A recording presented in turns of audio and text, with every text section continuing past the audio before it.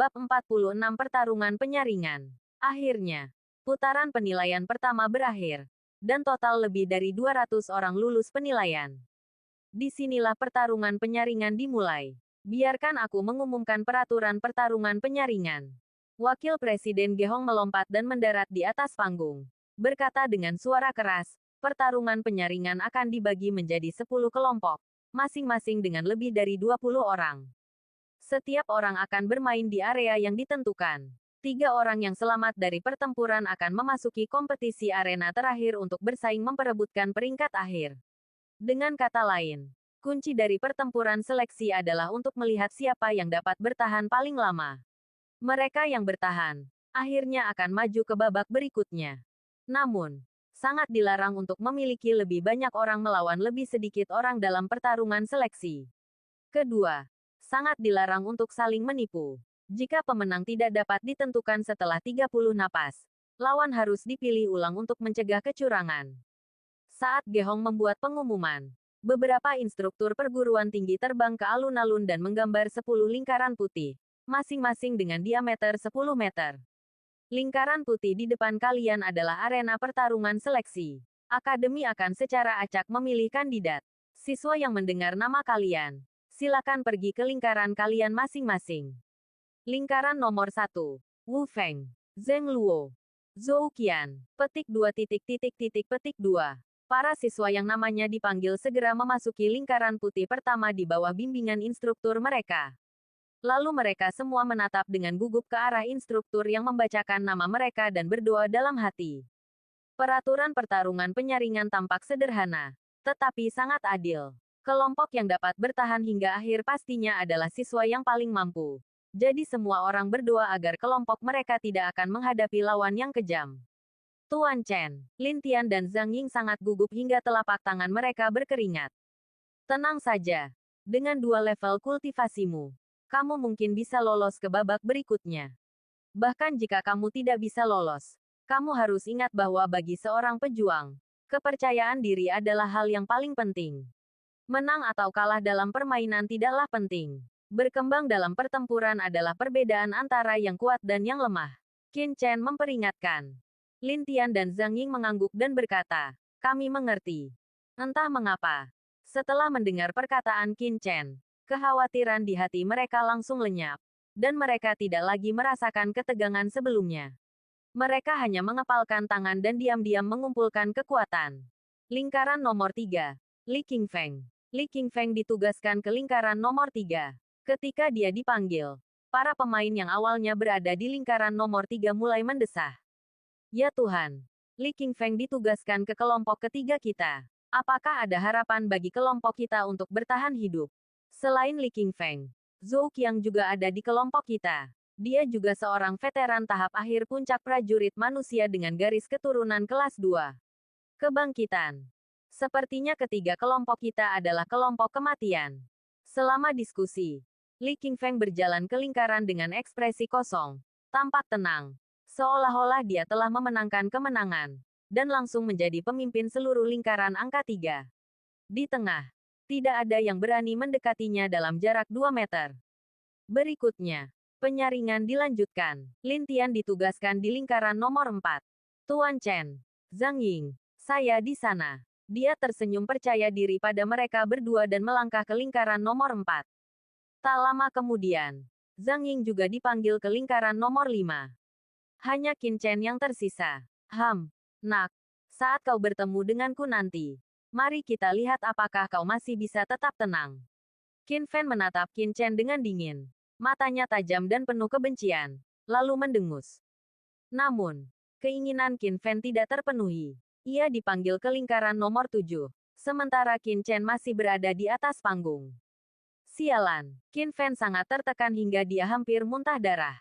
Jangan khawatir, Qin Fen. Kami belum dipanggil. Ada kemungkinan besar kami akan dijodohkan dengan Qin Chen. Jika saatnya tiba, kami para saudara akan memberimu pelajaran. Hehehe.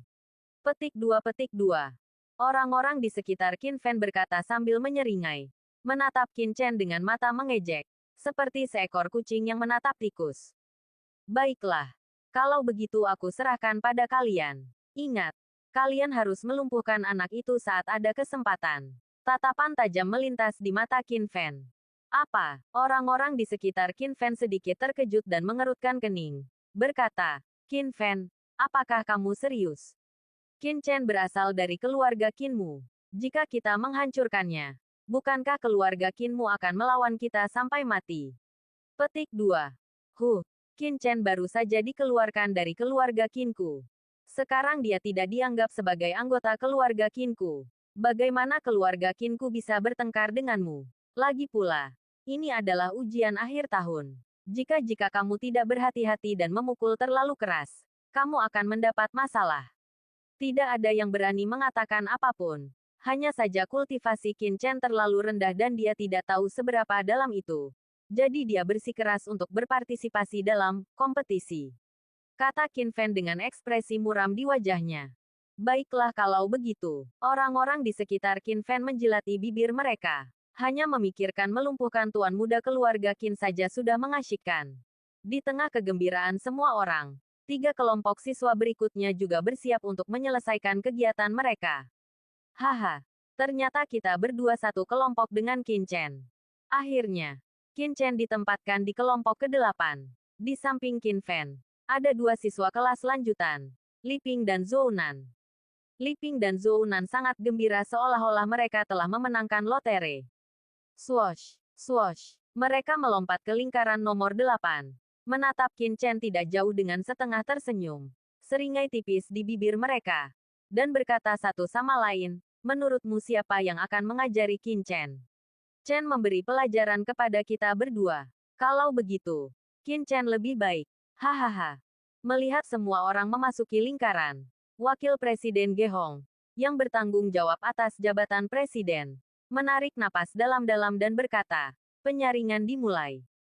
Ledakan, ledakan, ledakan. Hampir bersamaan dengan saat Ge Hong selesai berbicara, para siswa yang telah mempersiapkan diri sejak lama mengambil tindakan satu demi satu, bergegas menuju lawan mereka sesegera mungkin. Dalam sekejap, energi sejati yang besar itu bagaikan letusan gunung berapi, meledak di alun-alun yang luas. Dalam sekejap, lebih dari selusin orang terlempar keluar dari lingkaran dan jatuh di bawah ring. Yang paling mempesona di antara mereka bukanlah Li Qingfeng. Di lingkaran nomor 9, seorang pemuda berkulit gelap dengan jubah hijau. Sementara Ge Hong berbicara, menggunakan telapak tangannya sebagai pisau dan menebas beberapa orang di sampingnya. Dengan suara keras, energi sejati yang mengerikan berkumpul. Cheng Wang yang menyerang dengan kekuatan besar, menjatuhkan beberapa orang, termasuk seorang murid dari kelas lanjutan. Zona vakum langsung terbentuk di sekelilingnya. Apa? Siapa orang ini? Petik 2. Sungguh kekuatan telapak tangan yang mengerikan. Energi sejati orang ini terkondensasi dan tidak tersebar. Dia pasti seorang master tingkat bumi. Aku mengenalinya. Namanya Wang Qiming. Adalah seorang mahasiswa tingkat lanjut. Mahasiswa sipil yang dikenal sebagai maniak pisau. Dia berlatih keterampilan pisau di gunung belakang akademi dengan pisau di tangannya sepanjang hari. Dikatakan bahwa dia bahkan memegang pisau di lengannya saat dia tidur. Jadi dia mendapat gelar maniak pisau. Aku tidak menyangka bahwa aku bisa menembus ke tingkat bumi. Petik 2. Ujian akhir tahun ini akan menarik. Kerumunan terus membicarakan dia. Di panggung tinggi, Raja Lingwu Xiaozan menatap Wang Qiming dan menyipitkan matanya dan berkata, anak ini dapat menggunakan telapak tangannya sebagai pedang dan benar-benar menampilkan konsepsi artistik ilmu pedang. Ini cukup menarik. Dekan Chu Weichen bertanya dengan bingung. Orang ini, aku belum pernah memperhatikannya sebelumnya. Sepertinya aku tidak cukup mengenal para siswa. Namun, 3 teratas dalam ujian ini seharusnya adalah Li Qingfeng, Zhao Lingshan dan Wang Qiming. Aku bertanya-tanya apakah Lingwu Wang lebih baik. Yang mana? Bab 47 mengejutkan penonton. Sulit untuk mengatakannya. Li Qingfeng agresif. Zhao Lingshan pendiam. Dan Wang Qiming mendominasi dan pemberani. Ketiganya sama-sama terampil. Jika Anda ingin bertanya siapa yang terkuat, itu tergantung pada siapa yang lebih baik reaksi spontan dan kartu truf. Namun, di antara ketiganya, mengenai masa depan, saya pikir Wang Qiming adalah yang terbaik. Wang Qiming, Chu Weichen tampak bingung. Bagaimanapun, Wang Qiming hanyalah orang biasa dan tidak punya dasar. Tiba-tiba, Chu Weichen teringat akan latar belakang Xiao Zhan. Ia mendengar bahwa Raja Lingwu, yang dikenal sebagai Dewa Perang Negara Qi Agung, adalah orang biasa ketika ia masih muda. Ia mengandalkan usahanya sendiri untuk tumbuh selangkah demi selangkah ke menjadi pusat kekuatan teratas negara Qi Agung. Tiba-tiba, dia menyadari. Ngomong-ngomong, Qin Chen juga tidak buruk, tapi kultivasinya agak rendah. Xiao Zhan tiba-tiba berkata saat ini. Qin Chen. Chu Weichen hampir melupakan Qin Chen dan melihat ke arah alun-alun. Pada titik ini, separuh orang telah tereliminasi dan suasana telah memasuki tahap yang sangat panas. Lingkari nomor 8. Seorang murid dari kelas lanjutan berdiri di samping Qin Chen sejak awal. Dan saat pertempuran dimulai, dia langsung mulai bertarung dengan Qin Chen. Ledakan, ledakan, ledakan. Pria ini mengenakan jubah perang berwarna merah menyala. Saat menyerang, tinjunya begitu dahsyat sehingga ada gelombang angin yang membakar menyapu, mengeluarkan suara gemuruh yang mengejutkan. Kekuatan tinjunya menyapu area seluas hampir 10 kaki, dan momentum yang luar biasa melanda. Tidak ada yang berani mendekat.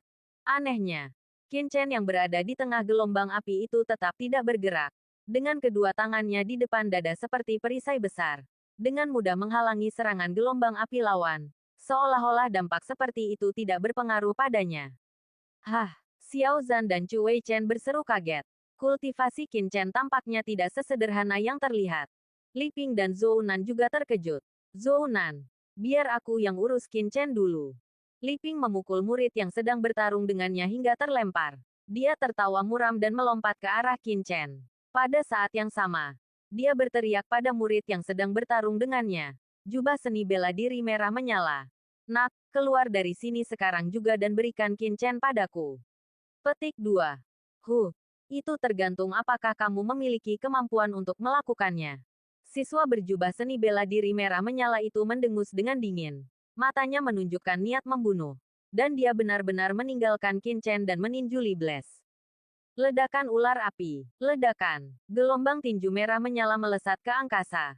Bagaikan ular api merah menyala, membuka mulutnya yang ganas dan menggigit Li Ping. Kau tidak tahu bagaimana hidup dan mati. Li Ping berteriak dengan marah, dan energi sejati biru muda yang melonjak meledak dengan ganas. Jubah seni bela diri di tubuhnya langsung mengembang, dan dia meninju ke arah pusat ular api itu.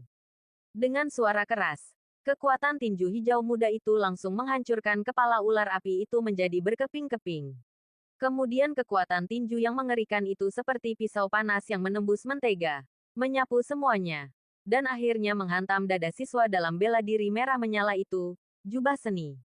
Krak, terdengar suara tulang patah di dada, dan murid berjubah bela diri merah menyala itu memuntahkan seteguk darah. Dia terlempar ke belakang dengan tatapan ngeri dan jatuh dengan keras di luar lingkaran.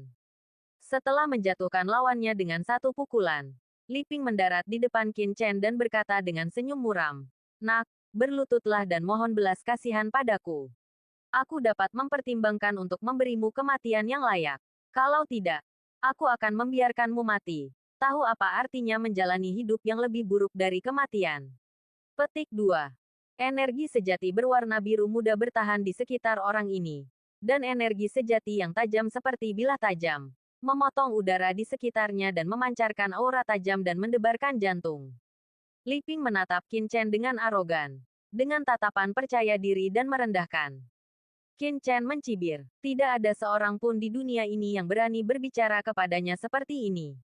Semua orang yang berani berbicara kepadanya seperti ini di kehidupan sebelumnya sudah mati.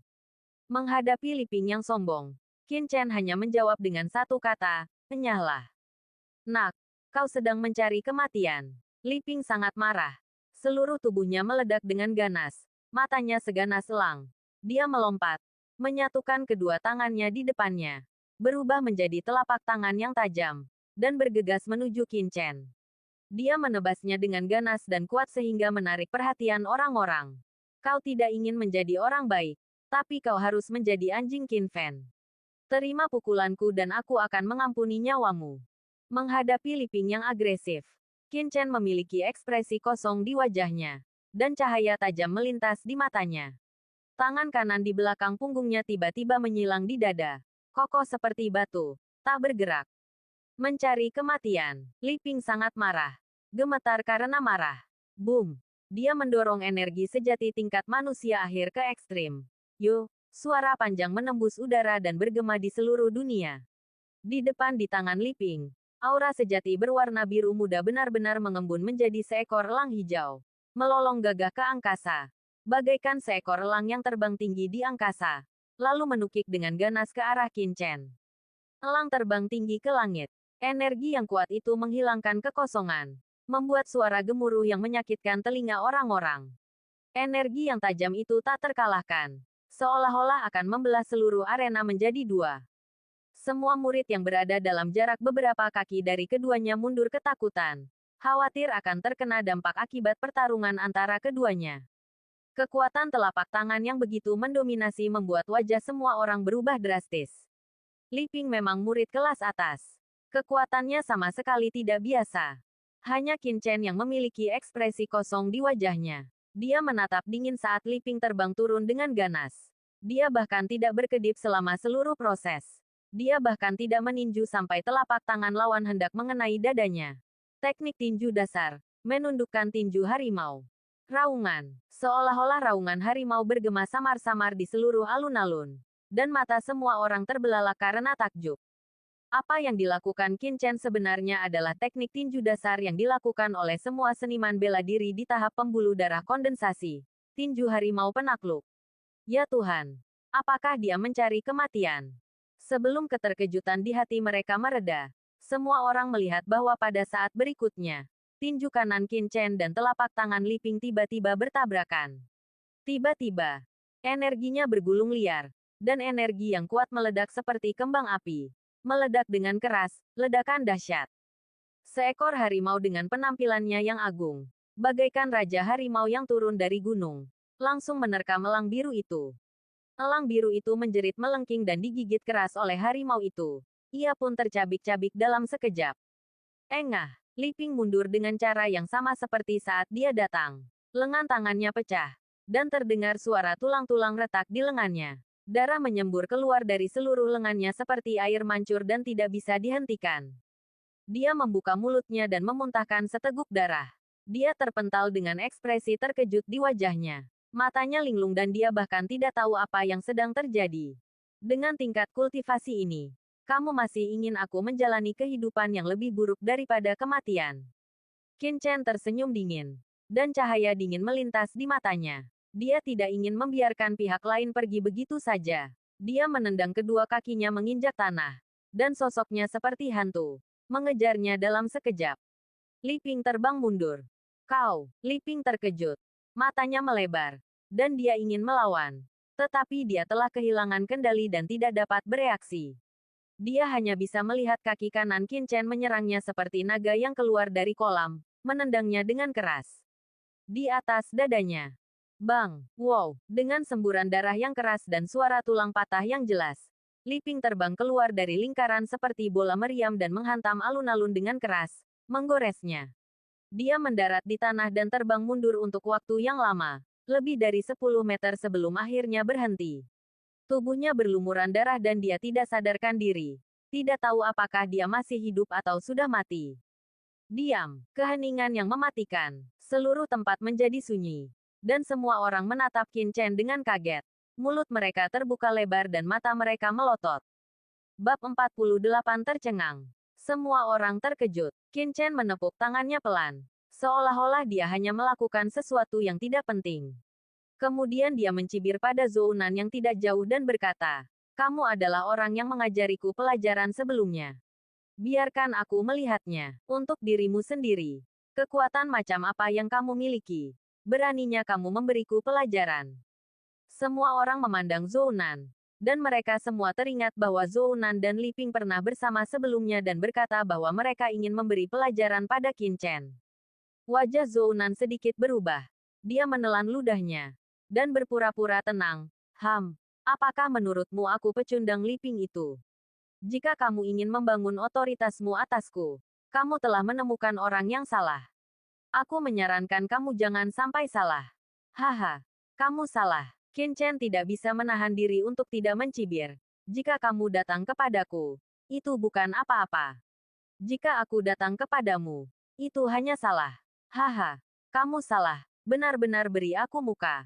Berhenti bicara omong kosong. Bisakah kau mengalahkanku? Jika kau tidak bisa dibunuh dengan satu pukulan, aku akan mengampuni nyawamu juga.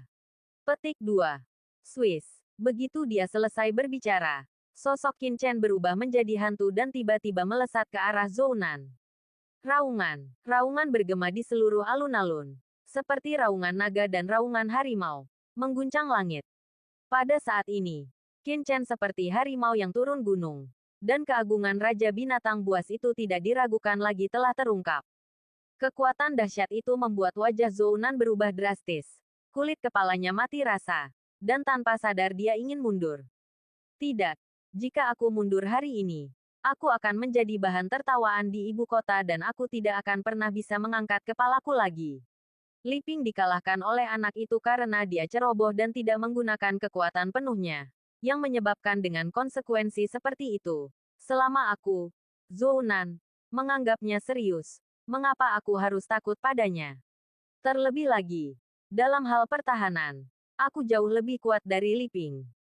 Mata Zhou Nan berbalik, dan berbagai pikiran-pikiran berkecamuk dalam benaknya. Akhirnya, dia mengambil keputusan dan tiba-tiba terdengar teriakan keras. Keterampilan pakaian besi. Zhou Nan mendorong energi internal dalam tubuhnya hingga batasnya. Dengan suara dengungan, lapisan cahaya abu-abu kecoklatan ilusi bertahan di tubuhnya. Seolah-olah dia mengenakan sepotong pakaian ilusi tambahan. Seni bela diri ini adalah seni bela diri defensif tingkat kuning yang dilatih Zhou Nan dengan tekun di Akademi Keterampilan Zirah Besi. Dengan mengenakan baju besi, kepercayaan diri Zhou Nan meningkat pesat. Matanya menunjukkan ekspresi ganas, dan dia meninju ke depan dengan kedua tinjunya. Tinju Raja Barbar, ledakan. Dua kekuatan tinju yang mengerikan menyapu ke depan, dan udara di depan langsung meledak. Seolah-olah dua bom udara meledak dari udara tipis. Dan energi yang mencengangkan menyapu ke arah Qin Chen seperti badai. Ini juga merupakan seni bela diri tingkat kuning tingkat atas, tinju Raja Barbar. Ini seperti Raja Barbar yang datang ke dunia dan mendominasi dunia. Aliran udara yang mengerikan menyelimuti Qin Chen, seolah-olah dapat meledakkan gunung. Menghadapi energi yang menakutkan itu, Qin Chen tetap tenang. Tatapan matanya menyapu aliran udara di depannya. Tangannya tiba-tiba membentuk cakar, dengan ganas memasukkan energi tinju, lalu menyebar ke kedua sisi. Bang! Swiss! Kekuatan tinju yang mengerikan itu terbelah menjadi dua oleh Qin Chen dan hancur berkeping-keping. Di bawah tatapan ngeri Zhou Nan, seluruh tubuhnya terlihat tidak bagus. Wajah Zhou Nan berubah drastis dan dia mundur dengan keras, mencoba menghindari serangan Qin Chen. Namun, bagaimana Qin Chen bisa memberinya kesempatan? Dia mengerahkan sedikit tenaga pada kakinya. Kecepatannya meningkat drastis. Dan dia tiba-tiba muncul di depan Zhou Nan. Dia mengayunkan tinju lurus dan meledakkannya dengan ganas. Tinju dasar, tinju panjang Taizu. Tinju biasa tak terhentikan dan menyapu bersih segalanya. Saat Zhou Nan bereaksi, tinju kanan Qin Chen telah mengenai baju besi Qi miliknya. Bang! Baju besi yang dipadatkan oleh energi sejati itu begitu rapuh sehingga tidak dapat menahan satu pukulan pun dan hancur berkeping-keping dalam sekejap. Kekuatan pukulan yang kuat itu mengguncang organ-organ dalam Zhou Nan sedemikian rupa sehingga ia merasa ingin mati. Setelah tangan besi itu menghancurkan perisai Qi, ia terus bergerak maju dan menghantam dada Zhou Nan dengan suara raungan naga dan lolongan harimau. Aku akan melawanmu, Zhou Nan meraung. Tanpa menghindar atau menghindar. Mengetahui bahayanya, dia mengabaikan serangan Qin Chen padanya. Mengepalkan tinjunya. Membuka matanya lebar-lebar. Dan dengan marah memukul kepala Qin Chen. Ini adalah kasus pertukaran cedera dengan cedera. Dengan kedua belah pihak menderita. Konyol. Mata Qin Chen berkilat sinis. Lalu dia meninju keras dengan tangan kanannya. Boom! Suara gemuruh menggema di seluruh alun-alun. Disertai suara tulang patah yang tajam. Otot-otot di dada Zhou Nan menyusut 1 inci. Dan darah menyembur keluar. Seluruh orang itu terlempar keluar seperti layang-layang yang talinya putus. Pada saat ini, serangan putus asanya masih berjarak 1 kaki dari kepala Qin Chen. Kau ingin binasa bersamaku dengan kecepatan seperti ini? Terlalu lambat. Suara dunia bawah masih terngiang di benak Zhounan. Sebelum ia jatuh ke tanah, ia melihat sekilas bayangan yang melesat ke arahnya seperti pedang tajam, menangkap bersamanya. Dia terbang mundur, dan angin kencang menerpa punggungnya. Tidak, Zhounan meraung ngeri. Pada saat ini, hatinya penuh dengan penyesalan. Hanya ada satu pikiran di benaknya, yaitu, mengapa dia memprovokasi Qin Chen, bintang jahat ini, dan mengapa dia tidak melarikan diri di awal. Engah, saat berikutnya, sebuah kekuatan dahsyat menendang punggungnya dengan keras, dan tubuhnya seperti karung kain, langsung terangkat ke langit, lalu jatuh dengan keras. Bang! Dengan suara yang membuat kulit kepala semua orang mati rasa, Zhounan jatuh dengan keras di samping Li Ping dan juga pingsan. Hah! Qin Chen menghela napas pelan. Saat dia berada di level manusia menengah, dia mampu memberi pelajaran pada Wei Zhen, yang berada di puncak level manusia akhir. Sekarang dia telah menembus level manusia akhir, tingkat Li Ping dan Zhounan, dua siswa tingkat manusia akhir biasa. Bagaimana dia bisa menjadi lawannya? Jika Qin Chen tidak menganggap bahwa ini adalah ujian akhir tahun untuk Akademi Tianxing, dia pasti sudah melenyapkan mereka berdua sejak lama. Wow, pada saat ini, semua siswa di lingkaran nomor 8 mundur dengan ngeri, menatap Qin Chen dengan kaget, seolah-olah mereka sedang melihat monster. Bahkan para instruktur di lapangan pun tercengang. Apakah Li Ping dan Zhounan dipukuli sampai mati? Seseorang tiba-tiba berkata dengan kaget. Tidak bagus. Para instruktur di alun-alun akhirnya tersadar. Wus, wus. Dua instruktur bergegas ke Li Ping dan Zhounan, membantu mereka berdiri. Dan setelah memeriksa napas mereka, mereka menghela napas lega. Meskipun Li Ping dan Zhounan tampak menyedihkan, untungnya nyawa mereka tidak dalam bahaya. Tak lama kemudian, keduanya dibawa pergi untuk dirawat oleh instruktur dari Akademi Tianxing. Seluruh alun-alun kemudian berubah menjadi keributan yang dahsyat. Dua murid kelas lanjutan bukanlah tandingannya hanya dalam beberapa gerakan. Kapan Qin Chen menjadi begitu kuat? Jika aku ingat dengan benar, lebih dari sebulan yang lalu, Qin Chen masih berada di panggung pertarungan akademi. Wei Zhen dari kelas pemula terluka parah dan hampir mati. Bagaimana mungkin tingkat kultivasinya meningkat begitu cepat hanya dalam waktu sebulan? Qin Chen ini luar biasa. Garis keturunan kebangkitannya sudah cukup mengejutkan. Aku tidak menyangka sekarang. Petik 2. Cek. Sepertinya tidak ada seorang pun di akademi yang berani menghinanya dengan santai di masa depan. Semua siswa yang hadir membicarakannya, dengan keterkejutan di wajah mereka. Jika itu orang lain, mereka akan jangan pernah terkejut seperti ini. Terkejut. Tetapi pihak lain adalah Qin Chen yang tidak dapat membangkitkan garis keturunannya dan hampir dikeluarkan dari akademi. Semuanya berbeda saat itu.